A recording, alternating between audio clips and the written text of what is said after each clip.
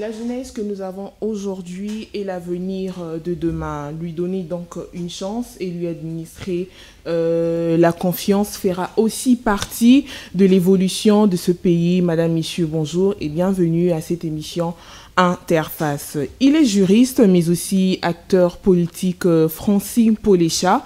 Et son nom, nous allons donc discuter sur les points essentiels qui tournent autour de cette consultation du gouvernement d'union nationale. Sur le plan sécuritaire, nous savons tous comment est-ce qu'il y a une très forte sensibilisation d'appel aux jeunes à pouvoir intégrer l'armée, tandis que lorsqu'il s'agit d'une mise en place d'un gouvernement, on fait recours uniquement qu'aux mêmes têtes.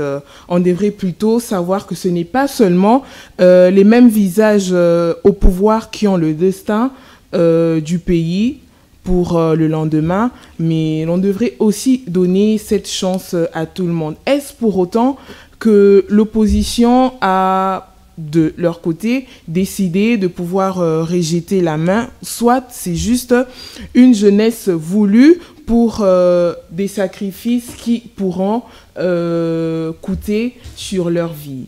Je l'ai présenté bien avant, il s'appelle Francine Polécha, nous allons donc en discuter.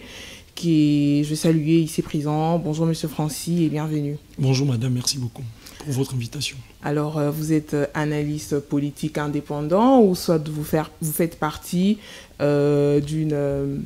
vous êtes de la majorité, enfin du pouvoir? Je suis analyste politique indépendant jusque-là. Et je pense que dans les jours à venir, nous allons vous donner notre position. Mais seulement que quand on dit analyste politique indépendant, cela ne veut pas forcément dire que nous ne faisons pas partie d'un groupe d'idéologie. Pourquoi nous disons cela? Nous ne sommes pas de la majorité. Fort malheureusement de constater cette majorité qui a échoué, qui a sacrifié la jeunesse congolaise, mais nous ne sommes pas aussi de cette opposition vraiment malade, très facilement malléable. Nous sommes de ce bloc que nous estimons intitulé le bloc centriste.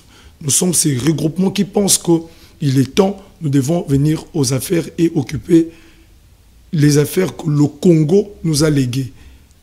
Alors, quand il s'agit de dénoncer, vous le faites, et quand il s'agit d'applaudir, vous le faites aussi? Bon, en réalité, ne pas applaudir des bonnes actions serait très diabolique de notre part. Mais aussi, dans la gestion... actuellement, avec nos acteurs politiques. Entre autres, nos communicateurs, je veux dire ça comme ça. Cette classe politique, comme nous sommes en train de dire que cette classe politique a détruit cette jeunesse, a sacrifié cette jeunesse, excusez-moi madame, cette classe politique a détruit en tout cas 2 générations. Nous parlons de notre génération et la génération future. Et quand on parle de cette génération, on parle de cette jeunesse, et cette jeunesse qui représente fort malheureusement la richesse de toute une république. Et cette classe politique que nous avons communément appelée dans le jargon congolais, le Djalelo, où chacun a allégeance à un individu. Donc on ne parle pas république. Et au jour d'aujourd'hui, nous estimons, à notre humble avis, nous estimons que nous devrions parler république. Parler ce que devrait être la république et non parler de ce qu'est la République. Parce que cette classe politique, fort malheureusement, existe depuis 1970. Mais qu'est-ce qu'ils nous ont produit? C'est la corruption, c'est le mensonge, c'est le détournement, le vol. Mais qu'est-ce que nous faisons pour pallier à cela? Le gouvernement va vous lancer 2 programmes, va vous lancer des promesses que aujourd'hui cette population, vous le sentez même dans le regard de... Et vous, à votre niveau, que faites-vous face à tout ça, mensonges, corruption et autres? Je veux vous apprendre par exemple, fort malheureusement, en 2023, nous avons lancé une campagne. Je parle à titre individuel. Nous avons lancé une campagne dénommée Maponami Nabiso. Nous avons appelé cette population pour conscientiser cette population. Pourquoi il faut voter d'abord? C'est quoi le vote? Fort malheureusement, le gouvernement ne met pas des mécanismes en place pour permettre à cette population de comprendre ce qu'ils font. Nous partons aujourd'hui, nous parlons le langage de 5 000 francs et pour l'eau, pour les députés. Mais ces élus-là, qu'est-ce qu'ils rapportent aujourd'hui à la République? Vous allez constater que les élus ne reviennent que vers leur base lorsqu'il s'agit des campagnes et des élections. Mais qu'est-ce que l'on fait pendant ces temps? Il y a une agression appelée ou agression dite rwandaise. Oui, on ne doit pas se leurrer par rapport à la situation actuelle de la République. démocratique du Congo, mais nous devons nous poser une grande question. Il y a agression, oui, mais la guerre n'existe pas en 2025. C'est une guerre qui existe depuis 1994, ou peut-être plus, si je ne m'abuse. Donc, ça fait 30 ans ou plus aujourd'hui que cette agression dite rwandaise existe. Qu'est-ce que le gouvernement a mis en place pour pallier à cette thématique? Qu'est-ce que l'opposition, devenue aujourd'hui majorité, qui fort malheureusement attend de crier, mais qu'est-ce qu'ils ont rapporté comme solution? Et qu'est-ce que cette opposition qui existe aujourd'hui propose? Alors aujourd'hui, est-ce que nous avons des acteurs politiques indépendants dignes de ce nom, ou on doit dire qu'ils sont tous corruptibles, question d'appartenir à un camp X ou Y? Bon, vous voyez, si je veux avoir un regard croisé face à cette question, il y a un sentiment, cette population se sent délaissée. C'est ça le grand problème. Vous voyez, cette population, nous sommes parmi les rares de personnes, excusez-moi, ce n'est pas pour m'éventer, nous sommes parmi les rares de personnes aujourd'hui où vous avez quand même le souffle de réunir ces jeunes et dire à ces jeunes-là, voilà, il faut y croire encore à la République. Et il n'y a pas que M. Francis Polécha. Il y a par exemple M. Carbone Béni, que j'ai salué en passant, qui se bat jour et nuit dans le mouvement patriotique. Donc il y a tant de jeunes comme ça, mais c'est une minorité. Et cette minorité s'exprime pourquoi? Parce que nous sommes d'abord premièrement, nous sommes dans une république où 65% de la population, elle est jeune. Mais cette population, elle est vouée à l'échec. Pourquoi elle est vouée à l'échec? Parce qu'on est en train de marchander cette jeunesse. Donc, il y a à peine les rares de personnes que nous représentons, en tout cas nous continuons à insister fort malheureusement, qui sont là porteurs d'espoir ou porteurs de lueur à cette jeunesse. Donc, je n'ai fait que parler de M. Carbone Béni, mais il y a tant d'autres qui existent aussi. Dans la partie Est, par exemple, je connais un monsieur qui s'appelle Nani Chibangu, qui se bat jour et nuit, fort malheureusement, mais vous allez vous sentir que, oui, nous nous battons, mais pour quelle cause? Parce que tout est marchandé en RDC. Je pèse bien mon mot, tout est marchandé. Alors, on va rapidement revenir à notre thématique. Aujourd'hui, les consultations se poursuivent, mais on a constaté que lorsqu'il s'agit du plan sécuritaire, là je fais allusion à la guerre qu'il y a de l'autre côté du pays, il y a une forte sensibilisation d'appel aux jeunes à pouvoir intégrer l'armée. Mais par contre, pour les consultations concernant la mise en place du gouvernement, dénommé l'Union nationale, on constate que ce ne sont que des mêmes têtes. Est-ce qu'à ce niveau, on peut dire qu'on veut juste sacrifier les jeunes, ou soit c'est l'union sacrée, c'est le remix de ce qu'on appelle l'union sacrée? Cette union communément appelée sacrée a posé beaucoup de mal aux Congolais. Et nous le savons. On doit se regarder droit dans les yeux et dire que l'union sacrée, l'union dite sacrée, pardon, a posé beaucoup de mal aux Congolais. L'enrôlement de jeunes aujourd'hui dans l'armée, j'y suis pour. Parce que vous allez constater, après l'époque Mobutu, après l'époque Kabila, Laurent Désiré, il y a eu mixage brassage où on ne s'est pas situé, où on ne s'est pas, en tout cas, retrouvé les vrais Congolais au sein de l'armée. Nous sommes d'accord. Oui, les Congolais ou la jeunesse doit s'enrôler dans l'armée. Mais la grande question, quelles sont les garanties, les mécanismes que nous mettons en place ou que le gouvernement met en place pour accueillir cette jeunesse et garantir la survie de cette jeunesse? Vous allez rigoler avec moi. Vous savez que dans ces pays, on a eu un grand programme, le PDL 145 des territoires.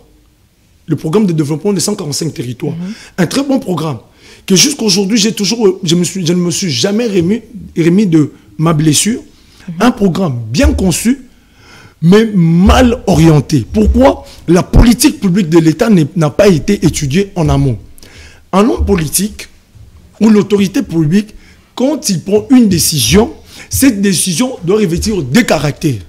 Les deux caractères sont, nous avons à gauche ce qu'on appelle le coût politique et nous avons à droite ce qu'on appelle la faisabilité technique.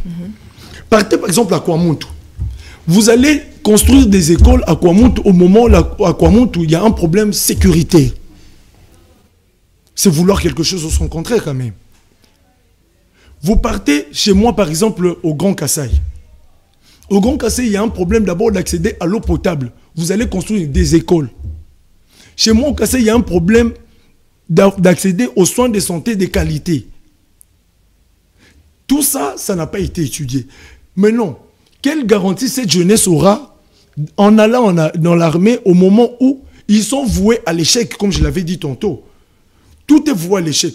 La guerre d'ailleurs que nous subissons, excusez-moi d'anticiper, la guerre que nous subissons aujourd'hui, c'est une guerre asymétrique. Et pourquoi il faudra d'abord faire appel uniquement aux jeunes? Moi, je pense que la jeunesse garantit l'avenir de cette République. C'est d'ailleurs la force de cette République. Si on doit parler République, on parle de la jeunesse. Parce que, excusez-moi madame... Mais on ne donne pas la chance à cette jeunesse de pouvoir diriger aussi le pays. On ne donne pas la chance, fort malheureusement. Oui. On ne donne pas la chance à cette jeunesse.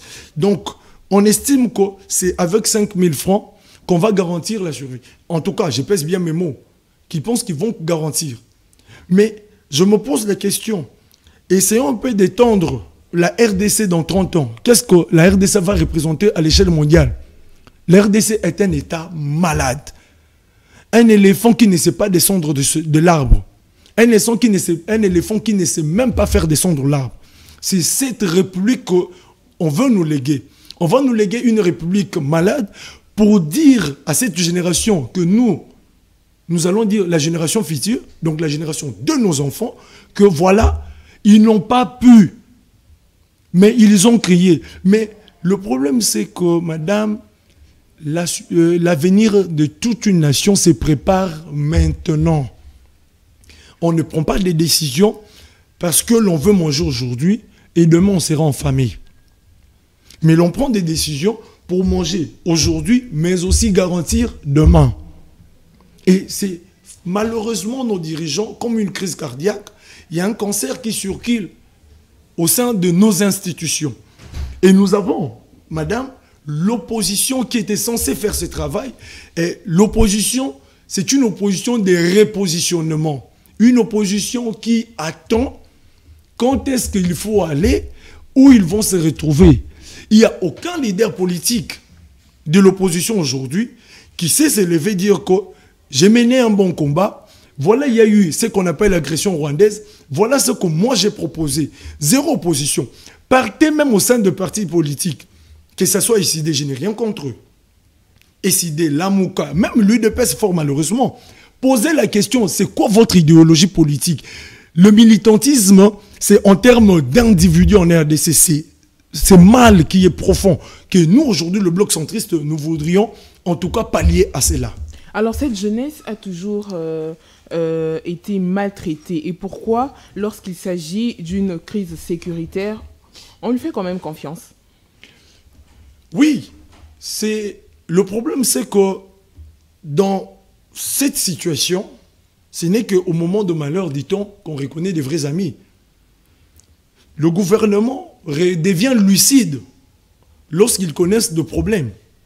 Parce qu'aujourd'hui, ne vous inquiétez pas, cette agression, l'enrôlement qui s'est fait par l'AFC, la majorité de la tranche d'âge, c'est moins de 35 ans fort, malheureusement, madame. C'est moins de 35 ans. Ils sont en train de miser sur la jeunesse. Et quand ils sont en train de miser sur cette jeunesse, eux aussi estiment à leur niveau que c'est cette jeunesse qui va garantir leur sécurité. Et le gouvernement va venir enrôler la jeunesse. Oui, nous appelons d'ailleurs. C'est ici aussi d'ailleurs l'occasion de dire à cette jeunesse de s'enrôler à l'armée. Mais s'enrôler dans l'armée, quels sont les mécanismes que le gouvernement est en train de mettre en place? Aujourd'hui, nous pensons qu'en lieu place de partir de consultation en consultation, de mariage politique en mariage politique, il serait impérieux aujourd'hui de se regarder droit dans les yeux, se poser où est le problème congolais. On a commencé des consultations depuis Mobutu. Ça fait plus de 30 ans. Alors les consultations ne valent donc pas la peine? Le problème, on sera consulté. Vous allez consulter les classes politiques pour quelle finalité? C'est pour des repositionnements politiques ou c'est pour garantir l'avenir? C'est là où nous sommes. Et nous, une fois aux affaires, nous allons, en leur place de faire comme eux, être dans des consultations, nous allons identifier le problème. Et le premier problème majeur, c'est quoi? C'est d'abord revoir les traités dûment signés, ratifiés par l'État congolais, que nous ne maîtrisons pas fort, malheureusement. Que nous ne maîtrisons pas. Il y a des traités que nous avons signés, qu'aujourd'hui, le gouvernement ne sait pas trouver de solution quant à ces traités. En disant que nous sommes des pays amis, par exemple, parlons de la SADC. Le Rwanda est dans la SADC. Mais quelle est la solution que la SADC rapporte à cette crise sécuritaire à l'est de la RDC? Ça, c'est de 1. Au niveau interne, parce qu'il n'y a pas d'ennemis externes. Il y a d'abord en amont toujours des ennemis internes qui ne font que matérialiser la présence des ennemis externes. Nous avons aujourd'hui un problème d'abord de mobiliser même nos recettes. Vous pensez garantir la sécurité de toute une république et garantir la sécurité de la sous-région au moment où nous sommes encore incapables de mobiliser les recettes?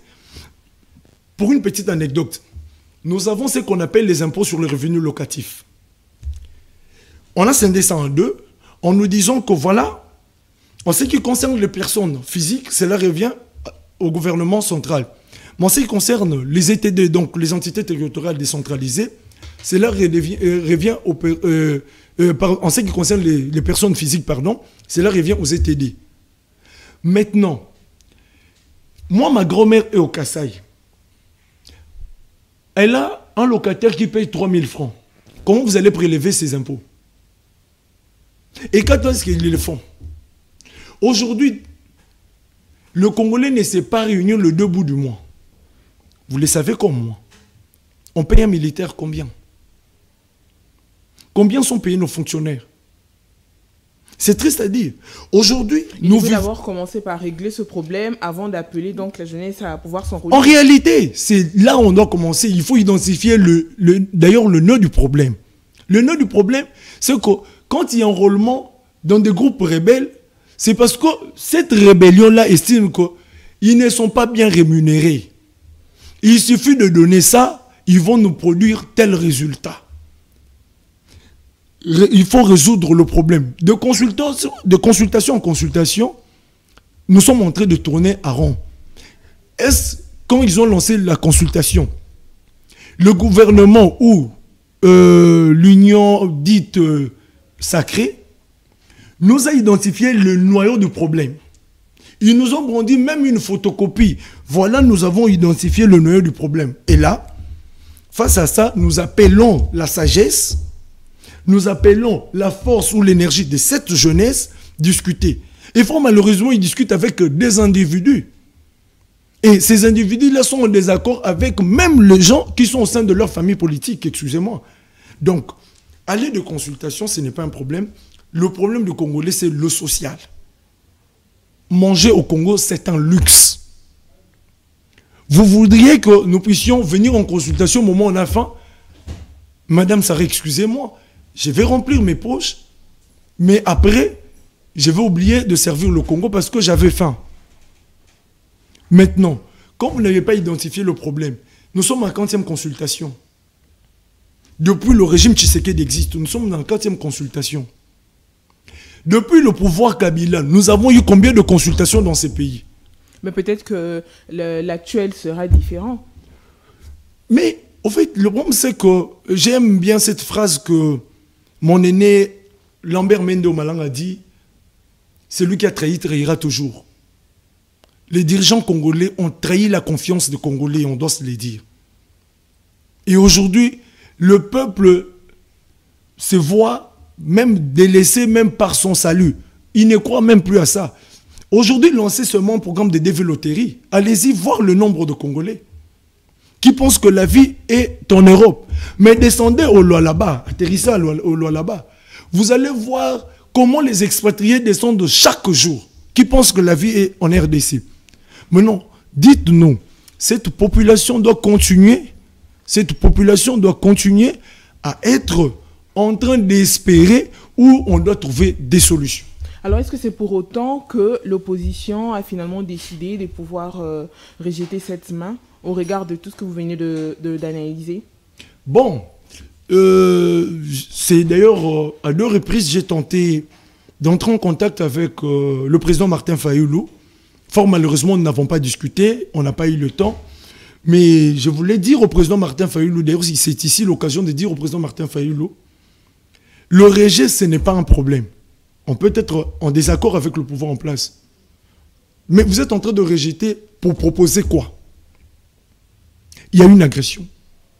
Vous allez réclamer des vérités des urnes au moment où le Congolais dorme enfamé. C'est ici l'occasion de rencontrer son confrère, son ami d'ailleurs, le président Tshisekedi, de dire de 3, 4, 5 vérités au président Tshisekedi. Voilà, sous ton quinquennat, il y a corruption. Sous ton quinquennat, il y a ça. Moi, j'estime que si on aime ce pays, ce n'est pas être aux affaires. On peut être consulté, non pas pour être ministre, mais on peut être consulté pour rapporter une sagesse à la République. Et le rejet, la grande question, c'est que nous le savons que cette opposition est malade. Mais ils sont en train de rejeter pour proposer quoi? Ils ont eu du mal à se rallier entre eux. Ils ont eu la Mouka. Mais qu'est-ce que la Mouka a produit? C'est une dislocation. Tantôt Moïse qui part vers l'Union sacrée, tantôt Moïse qui quitte l'Union sacrée. Donc, c'est pourquoi j'appelle à la conscience de cette jeunesse. L'histoire s'écrit dans le futur. Tout ce que nous allons décider aujourd'hui, c'est l'avenir de la RDC. Tous ces gens ici partiront. Nous avons appelé le mouvement C. Aujourd'hui, ils ne sont pas là. Kabila Lepère, aujourd'hui, n'est pas là. Il y a l'FCC, qui, j'estime, a été... bon, ce sont des morts-nés qui n'ont pas atteint leurs objectifs. Ils sont partis. Tshisekedi partira. Mais qu'est-ce que cette jeunesse veut proposer à cette République? Nous sommes dans le désespoir, nous tous. Mais rapportons quand même l'espoir à cette jeunesse. Parce que vous allez poser la question à l'opposition, ils ne vous diront pas le noyau du problème. Le problème avec l'opposition, c'est le repositionnement politique. Ce n'est pas ici pour moi l'occasion d'attaquer mon aîné, mais fort malheureusement, c'est ce qui s'est passé. On a eu un monsieur comme Delis Sanga, que j'apprécie beaucoup, qui a été candidat, qui a reçu la bénédiction d'ailleurs de la Mouka. M'arriver chez moi au Kassai, il va battre campagne avec le nom du président Félix Tshisekedi. Et écœuré, il va dire qu'au Kassai, chez moi, si je ne dis pas le nom de Tshisekedi, on ne va pas me voter. Voilà ce qui nous retient dans le talon. On doit quitter cette étape de parler individu. Aujourd'hui, ils veulent être donneurs de leçons. Nous disons non. Mettons fin à cette classe politique, excusez-moi, médiocre. Instaurons cette nouvelle classe politique qui va proposer l'espoir à cette jeunesse congolaise. C'est pour autant qu'on doit donner raison au président Tshisekedi qui avait dit une fois dans son discours que nous n'avions pas des opposants, mais plutôt des charlatans. Il faut donner raison au président Tshisekedi, oui, mais lui-même, il était dans l'opposition. Qu'est-ce qu'il propose aujourd'hui à la RDC? Fort malheureusement, on veut être en RDC, être donneur de leçons, mais sans être le bon maître. On veut être donneur de leçons sans être le bon maître. Oui, ce sont des charlatans. Mais le président Tshisekedi, lui-même, il a eu combien de promesses qu'il n'a pas tenues? Combien de promesses? Qu'est-ce qu'il n'a pas dit dans l'opposition? Qu'est-ce qu'il n'a pas promis même dans des voies publiques aux policiers? Commençons par des bases. Nous avons des vidéos qui circulent dans nos téléphones. Qu'est-ce qu'il n'a pas promis? Il a promis aux policiers, vous aurez vos véhicules, vous aurez des maisons. C'est quoi le salaire d'un policier en RDC? C'est minable de voir un policier. Mais est-ce que ce sont les promesses qui définissent un bon leader? Justement, nous sommes nés dans une classe politique où nous avons trouvé une classe politique qui ne fait que la continuité de ce qui a existé depuis l'indépendance.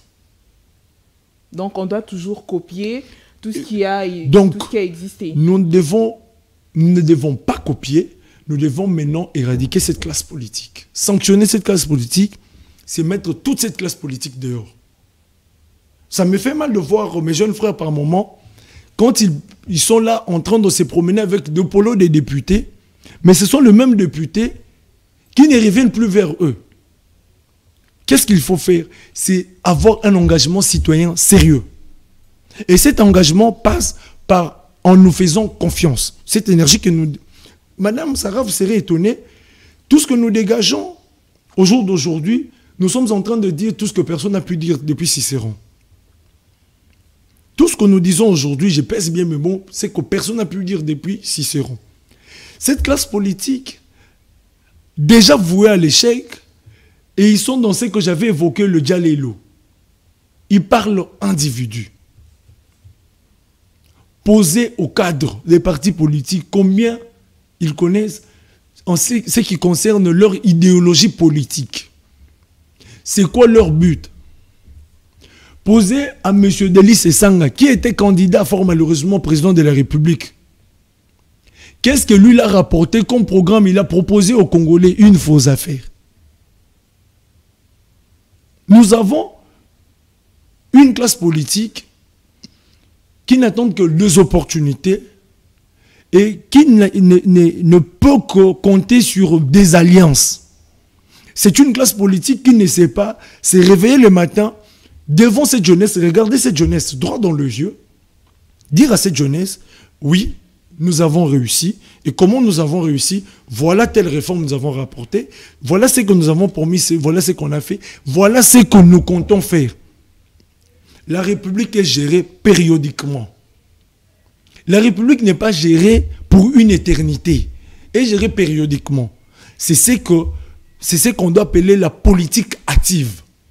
Nous sommes aux affaires. Voilà ce que nous proposons comme programme. Si la population n'adoptait pas ce programme, voilà les conséquences. Mais allez-y voir cette population, posez la question à cette population. D'abord, c'est quoi le programme du gouvernement? La population n'est pas au courant.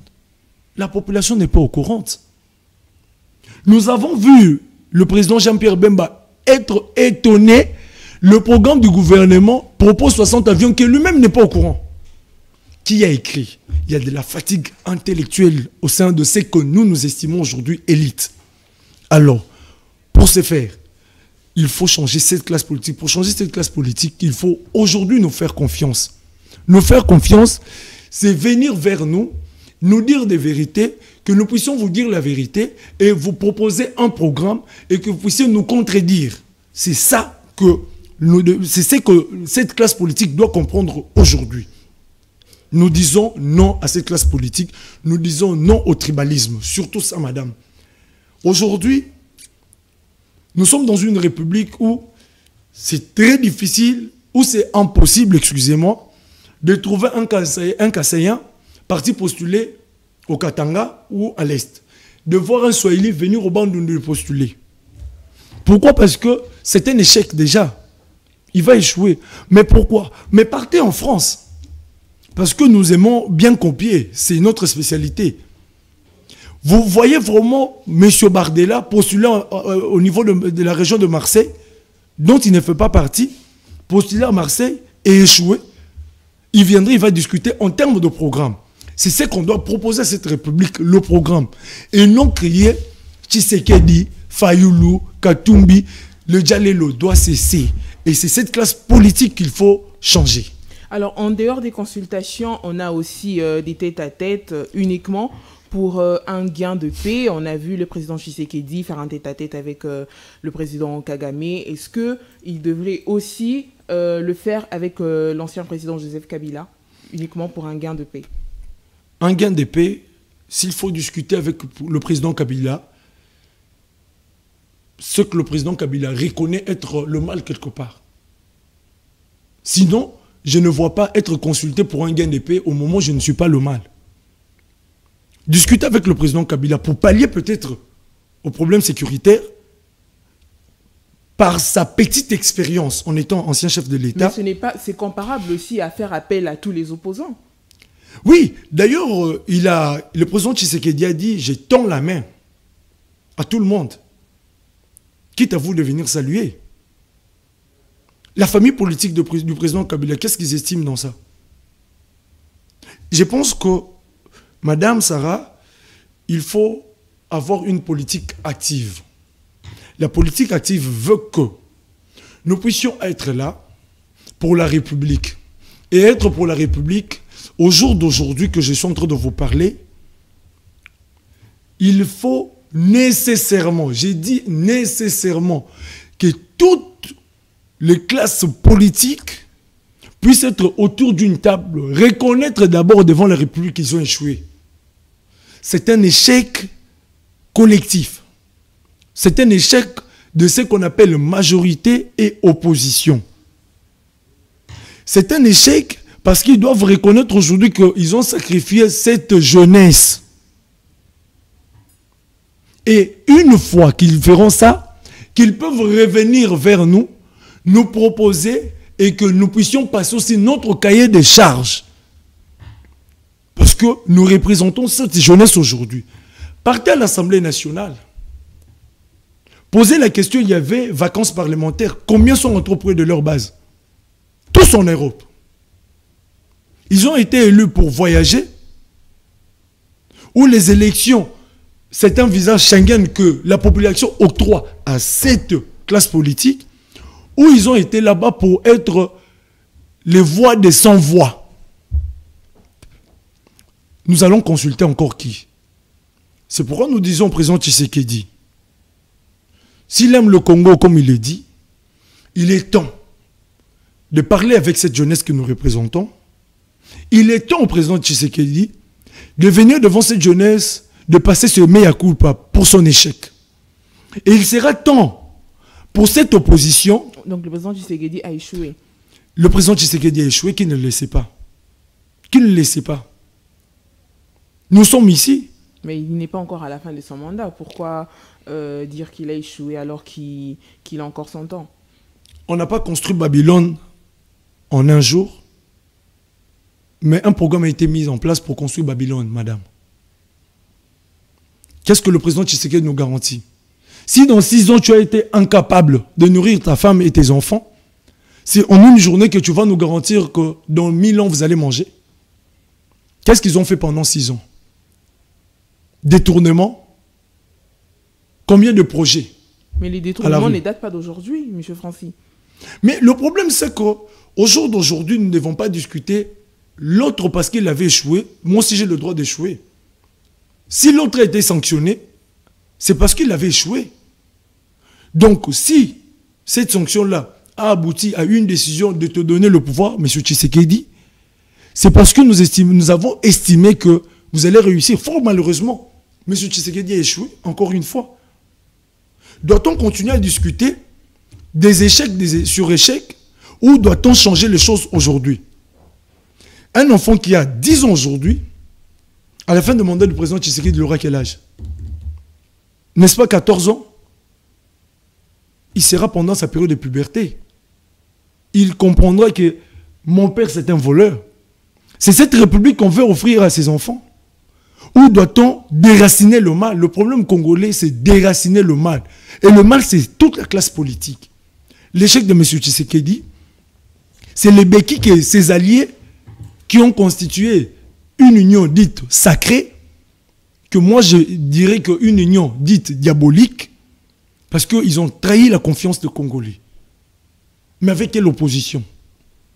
Une opposition, tantôt, ils sont là, en train de donner des béquilles à l'échec, tantôt en train de donner des béquilles à l'ennemi. C'est cette classe politique que nous voudrions évoluer ou garantir l'avenir de cette génération. Non. Nous, étant jeunes, nous disons non. Mais alors, que dites-vous de ceux qui disent qu'accepter d'être consulté, c'est courir derrière un intérêt d'avoir un poste? Je vous ai dit tantôt ici qu'on peut être consulté pour apporter son avis, pas forcément pour avoir un poste politique. On peut consulter M. Tshisekedi pour dire à M. Tshisekedi, tu as échoué dans tel domaine ou tel autre domaine. Voilà ce que tu dois faire pour garantir l'avenir de la République. On ne peut pas être consulté. C'est ça le mal congolais, et fort malheureusement. Nous discutons, à chaque fois il y a consultation, c'est pour le partage de ce qu'on appelle gâteau. Mais nous allons partager les gâteaux. Au final, pour revenir en consultation encore, non. On peut être consulté. Là, je ne suis pas d'accord avec l'opposition. La classe politique dite de l'opposition. Je ne suis pas d'accord parce qu'ils estiment Ils doivent être aux affaires. Mais être aux affaires, qu'est-ce que vous proposez? La famille politique du président, par exemple, Kabila, ils étaient aux affaires. Aujourd'hui, ils estiment qu'ils sont de l'opposition. Mais ils sont de l'opposition. Aux affaires, qu'est-ce que vous avez proposé? Et en étant l'opposition, qu'est-ce que vous avez proposé? L'opposition, ce n'est pas de réfuter totalement ce que l'autre est en train de faire, parce que cela serait une machination politique et politicienne, et nous le savons. Mais l'opposition, c'est aussi rappeler à l'ordre. Moi, j'estime qu'au-delà du Parlement, il y a un pouvoir qui va concurrencer même avec Dieu dans son éternité, c'est l'opposition. Qui vient dire au pouvoir en place, attention, tu as gagné les élections, mais voilà le Congolais dont en famille. Voilà le taux de chômage au Congo. Au Congo, on ne peut pas même parler du pouvoir d'achat. Vous vivez avec moi ici, vous le savez. On ne peut pas parler du pouvoir d'achat. Un Congolais, comment il vit? Un Congolais se réveille le matin, il ne sait pas comment il va dormir. J'ai épinglé ça tantôt ici. Manger au Congo est un luxe. Le Congo, ce n'est pas se promener dans l'Égypte. Le Congo est très profond. Partez en Tsélé, donnez à un pêcheur 2000 francs. Vous avez aidé toute une famille. Doit-on continuer à parler opposition? Ou nous devons partir dans des consultations et dire à M. Tshisekedi, voilà, tu as échoué, mais dans les 33 ans qui te restent, voilà ce que tu dois faire. Quel est le cahier des charges que l'opposition donne quand même, s'ils aiment la République? On ne va pas aider la République en étant dans l'opposition en attendant 3 ans. Alors, puisqu'on ne fait que tourner en rond des consultations en consultation, combien faudra-t-il des dialogues et négociations avant une réelle paix en RDC? Moi, je pense qu'il y aura paix en RDC le jour où on va résoudre le problème du social. On doit commencer par des principes fondamentaux. On doit commencer par là. J'ai dit tantôt ici, je me le répète encore, il faut identifier le noyau du problème. Le problème est à quel niveau? Et c'est l'agression rwandaise. Le président Kagame, le président rwandais, nous a toujours dit devant les médias que le problème, ce n'est pas nous, le Rwanda, c'est entre Congolais.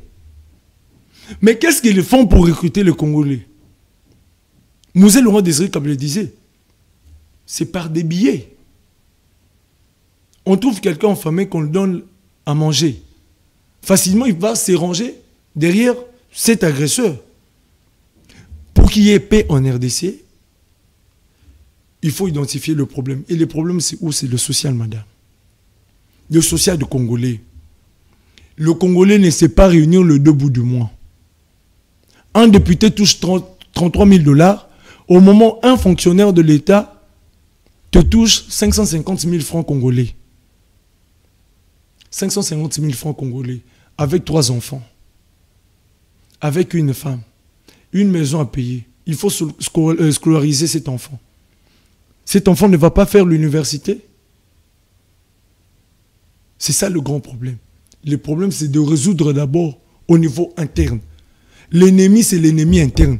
Et notre ennemi, c'est l'opposition et la majorité actuelle. C'est notre ennemi.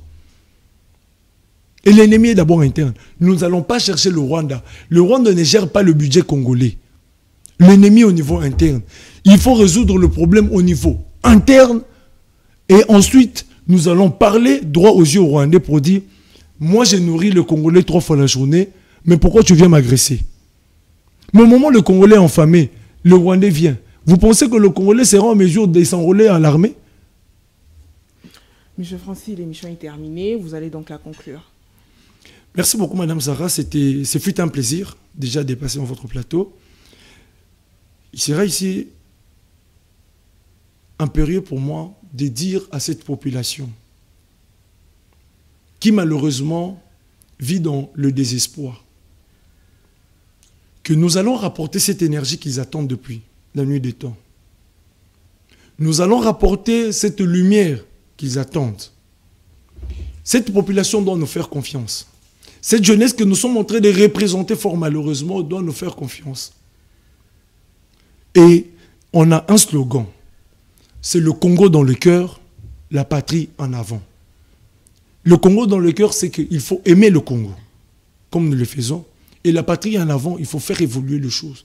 Une fois que nous allons aimer le Congo, vous et moi, nous n'allons plus parler individu, mais nous allons parler patrie. Ce sera pour moi le mot de la fin. Il s'appelle Francis Polécha, juriste et acteur politique indépendant. C'était un réel plaisir pour nous de vous recevoir ici sur ce plateau d'Interface. On espère bien vous avoir très prochainement. Quant à vous, mesdames, messieurs, merci de nous avoir suivis avec attention.